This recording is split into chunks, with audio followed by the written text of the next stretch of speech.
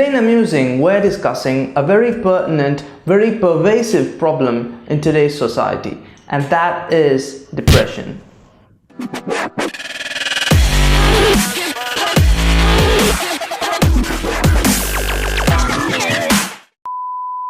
You and I, we've all had our sad days and sleepless nights, and all of the many times when we may have felt sad, lost and hopeless.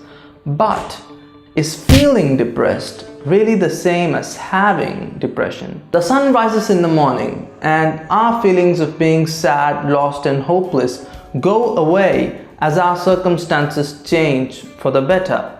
But you see, the people who have depression are not able to climb out of their seemingly infinite pit of sadness and misery.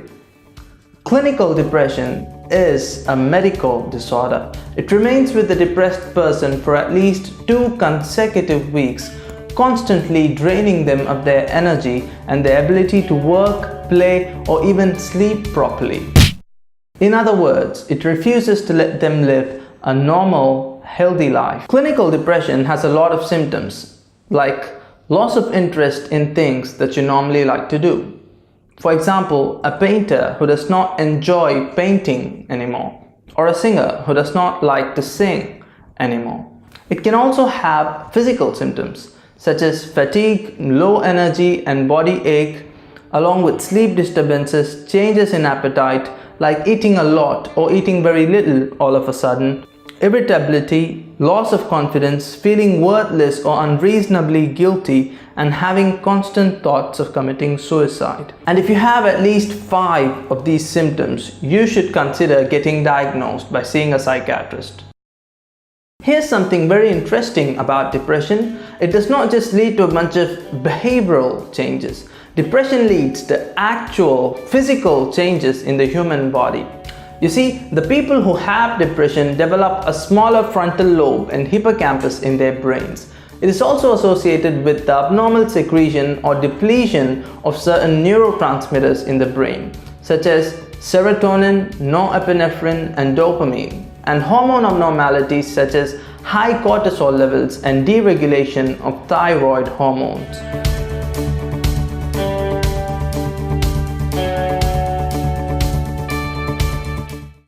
Here at Musing, I don't want us to become all sad and gloomy while we're talking about depression. So let's play a quick game of connections. John Hamm, the late Heath Ledger, Ellen DeGeneres, Cara Delevingne, Dwayne "The Rock" Johnson, Kendrick Lamar, Lady Gaga, Eminem. What are the commonalities between all of these people? Obviously, the answer is quite simple. These people are celebrities. They are rich people with a huge fan following and whatnot. But another common thread that ties all of these people together is that every single one of these celebrities has suffered from, you guessed it, clinical depression. And that's my whole point. Depression is tricky because someone might seem glamorous and normal and healthy and okay from the outside, but deep within they may actually be suffering from severe depression without even their closest friends and family knowing about it. Given that we have come to know all of these things about depression, let's investigate a little bit further. What causes depression? Scientists have not yet figured out a single cause for depression, but it seems to be caused by a combination of a person's genes and his or her environment. So if depression is a real disease, then the question naturally arises, how do we cure it? When it comes to the treatment of depression, stigma is still a huge problem, especially in India, where people suffering from depression or other mental illnesses can be considered crazy and mad. And this false narrative that everyone who needs to see a psychiatrist is either mad, crazy, or possessed needs to change.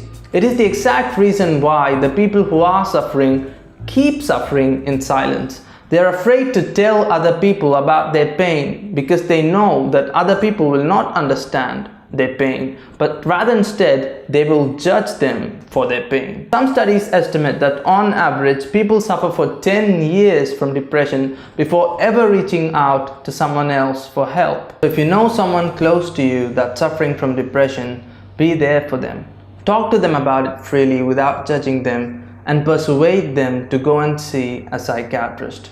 Trust me, it will mean the world to them after they are cured.